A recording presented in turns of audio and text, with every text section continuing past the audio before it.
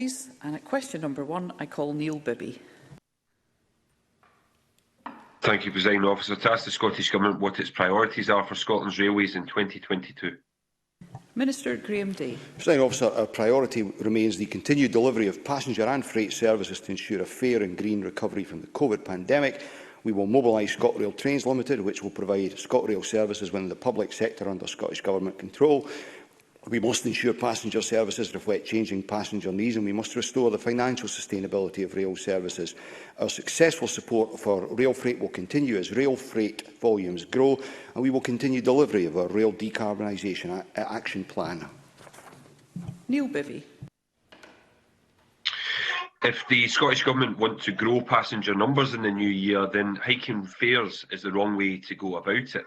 So further to my topical questions this week to the Minister that were not answered, can I ask, why is the 3.8% hike in fares being introduced in January when even the Tory government are doing so in March? And why did he tell me on the 16th of December that rail fares remain under consideration, and then on the 17th of December announced the biggest fare hike in over a decade? Minister. Presiding Officer, as we covered this the other day, it's a matter of deep regret that we've had to introduce these fare increases.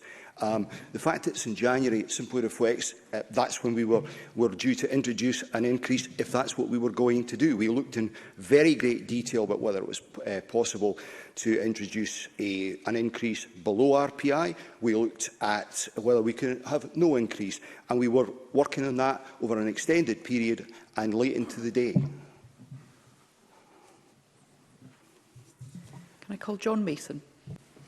Thank you very much. I wonder if the Minister can assure us that there will continue to be investment in the railways. For example, I think a hydrogen-powered train was trialled during COP26. And will the Government continue to invest to maintain, improve and decarbonise Scotland's railway? Minister. Presiding Officer, the hydrogen train is a very exciting opportunity for us to develop as part of the decarbonisation agenda. We're proud of the record of investment in our railways. Indeed, our budget for 22-23 shows 42.8%, a £74 million increase from £173 million to £247 million to support improvement to rail infrastructure, including implementation of aspects of our decarbonisation action plan. And overall, the rail budget has seen a 4.3% increase from 2020-2021, which again I think underlines our commitment to this important public service. Call Graham Simpson. Thank you, Presiding Officer. So we've got fare hikes, service cuts, infrastructure projects scrapped. Does the Minister have anything positive to say about the future under a nationalised ScotRail? Minister. Glad to see Mr Simpson entering into the Christmas spirit, as ever. Presiding Officer, the infrastructure project he's alluding to has not been scrapped at all. That project is proceeding and it will deliver the capacity required. As Mr Simpson and I exchanged views on this earlier in the week, I regret the fare increase, which parallels the increase in England. But that is the financial reality we face, as we have to make rail services sustainable in the short, medium and long term. Question number 2 is not lodged. Question number 3, Rhoda Grant. To ask the Scottish Government what action it is taking to ensure that opportunities for retraining in green skills are available to workers currently employed in the oil and gas sector to enable them to assist in reducing Scotland's carbon emissions. Minister Richard Lockhart. The Scottish Government published the Climate Emergency Skills Action Plan in December 2020, identifying the immediate and long-term actions needed to ensure our workforce has the skills required to support Scotland's transition to net zero. And as a priority action, within the first 100 days of the Parliament, we launched the Green Jobs Workforce Academy in August 2021, providing individuals of all ages with advice, support and training opportunities to help them enter into or progress in good green jobs. And through the Academy, we are committed to supporting workers within the energy transition, including oil and gas, on and offshore wind, hydrogen, electricity, carbon capture and storage. And this includes the delivery of a skills guarantee for workers in carbon-intensive sectors such as oil and gas that will be designed with stakeholders as part of our initial response to the Just Transition Commission. Rhoda Grant. In the Highlands and Islands, we have the highest level of fuel poverty. Added to that, there's very few companies that retrofit because micro businesses don't have the resources to register for approved status, and that would enable them to carry out work that is grant funded. Can I ask what the Cabinet Secretary is doing to attract oil and gas workers to retrain in the area, and also to enable them and other local contractors to register as approved contractors who supply, and to ensure a supply of local contractors available to retrofit in areas where they are most needed? Minister. Yep, I thank Rhoda Grant for those points. They're very, very important points, and I can certainly identify with them in my own constituency in Moray, in the north of Scotland as well. That's one of the reasons why we did set up the Green Jobs Workforce Academy, and I'm told that nearly 3,400 people, unique users, have already visited that website just the first couple of months of it being set up. So there is a resource available for anyone working within the oil and gas sector, as well as through the official initiatives, many of which are in the north east of Scotland, to find out about the opportunities in renewables and how to retrain and get accredited for some of these important sectors that's really important for the transition that Rhoda Grant mentioned. But of course, I absolutely accept it's a long way to go here, and that's why we are working with our colleges and our further education sector, and the Minister for Green Skills, Lorna Slater, is working hard on those issues as well. Thank you. I need a little more brevity, please. Liam Kerr.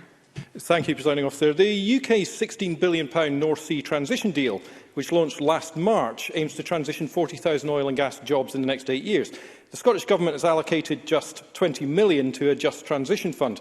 What precisely is the £20 million for, and what are the stated year one outcomes?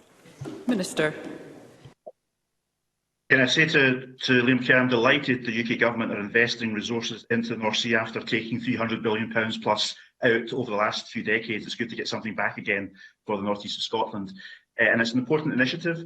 And in terms of the Scottish Government's transition fund for North East Scotland over the next 10 years, we're working hard with stakeholders, and we'll make further announcements in the new year in terms of the first £20 million of that, which is in the draft budget before Parliament just now. Neil Gray. Thank you, Presiding Officer. Energy policy remains reserved to UK ministers, so can the Minister advise the opportunities for green skills and green jobs that have been lost from terrible decision-making from UK ministers? While they invest billions in expensive nuclear power, they have underinvested in what the tidal industry needs, shamefully chosen not to award Track 1 status to the Scottish Cluster's carbon capture project, and also cut subsidies for renewables. Briefly, Minister. Neil Gray highlights the massive potential to create hundreds of thousands of green jobs in Scotland, and the recent decision by the UK Government not to place the Acorn project in Track 1 in terms of the carbon capture project is of course a blow to creating these green jobs. There's over 15,000 jobs expected in the early stages of that project alone, and it's really important that the UK Government reverse its decision. So there is massive potential. There's been many, many different reports, I don't have time to quote, that outline the potential for hundreds of thousands of new green jobs in Scotland. Question number 4, Dean Lockhart. Thank you, Presiding Officer. To ask the Scottish Government for the total value of applications received from local authorities as part of the £32 million local bridge maintenance scheme. Minister Tom Arthur. The Scottish Government received 131 applications for funding from the Local Bridge Maintenance Fund at a total estimated value of £107.7 million. A total of 74 applications from 19 local authorities have been approved. Dean Lockhart.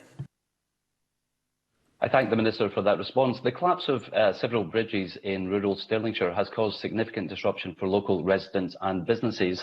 Given the oversubscription to the Bridge Maintenance Fund, which the Minister just outlined, and the urgent need for bridge repairs across many regions, what assurances can the Minister provide that there will be more funding available in the future to carry out the necessary repairs? Minister. Well, I thank the member for his supplementary question. Of course, there was £10 million allocated within, I beg your pardon, £12 million allocated within this financial year, and £20 million will be allocated next year. But it's also important to look at the wider context. The local government capital grant for next year will increase by £62.5 million, which is a 10.1% cash increase or a 7.2% real terms increase. So ultimately there is additional capital resource for local government, and it is for local government to make decisions upon how to deploy that capital resource including for local bridge maintenance, based upon their own priorities. Evelyn Tweed. Thank you, Presiding Officer. Does the Minister agree with me that bridge repairs have been impacted by labour and skill shortages and building supply issues that have been exacerbated by the Tories' hard Brexit, pushed through against Scotland's democratic will? Minister, briefly. I think the member raises an important point. I think we're all aware of the increasing cost of capital investment as a consequence of skill shortages and indeed supply shortages. Now, of course, there's a number of factors that are impacting upon that and creating that problem, but a key one, of course, has been the UK Government's reckless hard Brexit. Thank you. Question number 5, Christine Graham. Thank you, Presiding Officer. To ask the Scottish Government what measures it has taken to prevent the casual purchase of pets for Christmas. Cabinet Secretary Marie Goujon. We understand why some families might be tempted to get a puppy as a gift at Christmas, but we would be encouraging people to really think very carefully about doing that, because Christmas is probably the worst time of year to bring a puppy into a household, because it needs a calm environment and an established routine to help it adjust to its new life and surroundings. We also know that the lead up to Christmas is when the unscrupulous puppy farmers are looking to cash in on the increased demand. So the chances of buying an illegally bred and sick puppy are even higher than they would normally be. In the run-up to Christmas and in support of the Scottish SPCA's ongoing campaign, we've released social media messaging to discourage prospective owners from buying a puppy for Christmas. Our messaging also provides advice on how to spot the signs of an unlicensed dealer. And there are key checks that can help ensure you're buying safely. Those include meeting the puppy's mother with her litter and ensuring that all the correct paperwork is in place. And if something doesn't feel right, walk away and report your concerns to the Scottish SPCA. Christine Graham. I thank the Cabinet Secretary for her answer.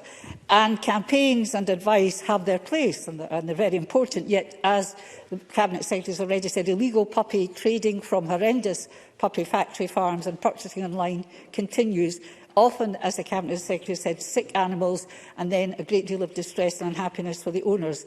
Will the Cabinet Secretary support in principle my Welfare of Dogs Scotland Bill, which fell last session due to time pressures, and which I intend to lodge early in the year to encourage, in law, responsible dog ownership?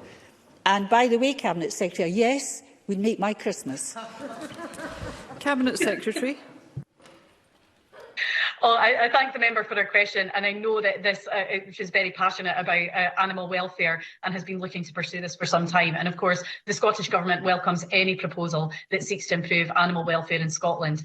And so we will, of course, be considering the content of the member's bill carefully, and I really look forward to discussing the measures set out on it in due course and working together with Christine Graham on the measures she's looking to introduce. Question number 6, Marie McNair.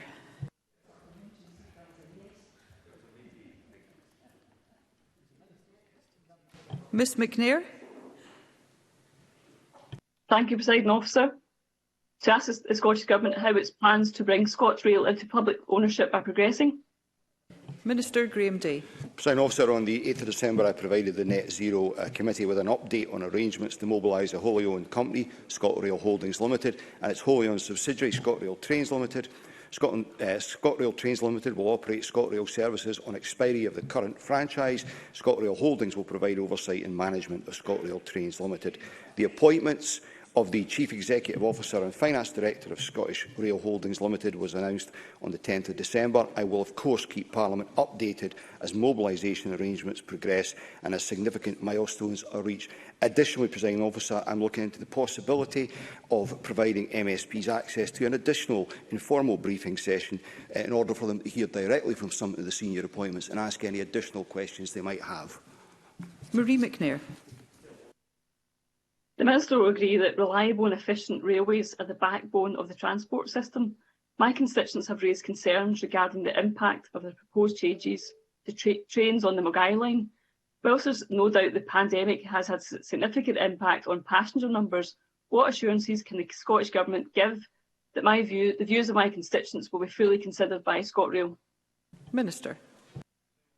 My understanding is that ScotRail have been actively analysing around 3,500 responses to the recent consultation and services and will inform stakeholders, including MSPs, of the consultation outcomes together with its response to those in due course. I would anticipate that happening early in the new year, although I'm sure the member will appreciate right now their immediate focus is on providing services and delivering the mobilisation.